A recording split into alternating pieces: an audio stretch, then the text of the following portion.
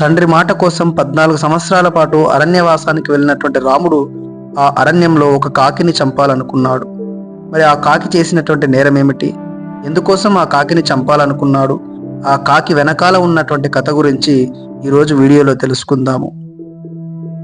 రాముడు, సీతమ్మ, లక్ష్మణుడు దండకారణ్యంలో వనవాసము చేస్తున్న రోజులు.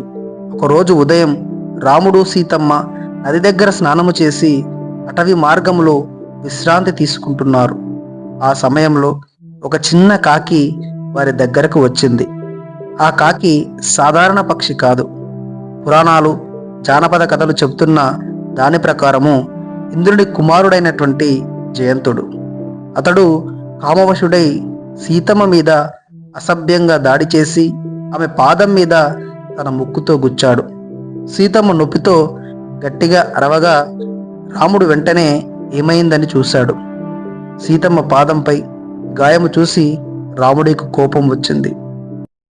రాముడు అక్కడే నేలపై పడి ఉన్నటువంటి గడ్డి పోచన తీసుకొని దాన్ని ఒక దివ్యాస్త్రంలాగా మార్చి ఆ కాకి పైన ప్రయోగించాడు.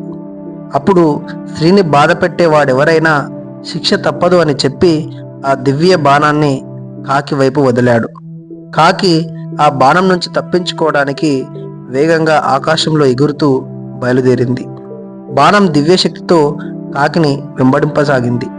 కాకి ప్రపంచంలోని దేవాలయాలు, లోకాలు, సముద్రాలు, దేవతలు, యక్షులు, గంధర్వులు ఎవరిని ఆశ్రయించినా ఎవరూ కాపాడలేదు.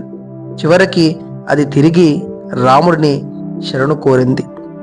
కాకి వచ్చి రాముడి పాదాల వద్ద పడిపోయి, ప్రభు, నా మూర్ఖత్వము, నన్ను క్షమించండి అని ప్రార్థించింది. రాముడు కరుణ చూపించాడు. కానీ పాపానికి శిక్ష తప్పదని తెలిపి ఆ కాకికి ఇలా చెప్తాడు, నీ 2 కళ్ళల్లో ఒక కంటిని మాత్రమే ఉంచాలి అని రాముడు చెప్తాడు.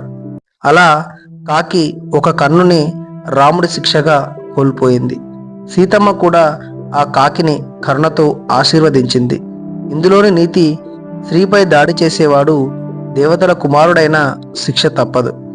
రాముడు ధర్మాన్ని పాటించినప్పటికీ క్షమాధర్మము కూడా చూపాడు. చిన్న శిక్ష ద్వారా పెద్ద తప్పును పోల్చి క్షమించాడు.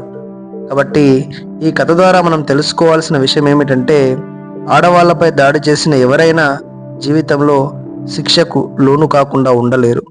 మరి ఇప్పుడు చెప్పుకున్నటువంటి ఈ యొక్క కథ వాల్మీకి రాసినటువంటి రామాయణంలో లేదు. కానీ బాలరామాయణము, తెలుగు జానపదము, మందాక్రాంతి కథనాలు, దక్షిణ భారత ప్రాంతాలలో ఈ కథ బాగా ప్రాచుర్యంలో ఉన్నది. ఈ కథ మీ అందరికీ బాగా నచ్చినట్టయితే వీడియో కింద లైక్ చేయండి. ఇలాంటి మరిన్ని ఇంట్రెస్టింగ్ వీడియోల కోసం తప్పకుండా మన ఛానల్ని సబ్స్క్రైబ్ చేసుకోండి. మరొక మంచి వీడియోతో మీ ముందుకు వచ్చేటువంటి ప్రయత్నం చేస్తాను. అప్పటి వరకు అందరికీ కూడా ధన్యవాదాలు.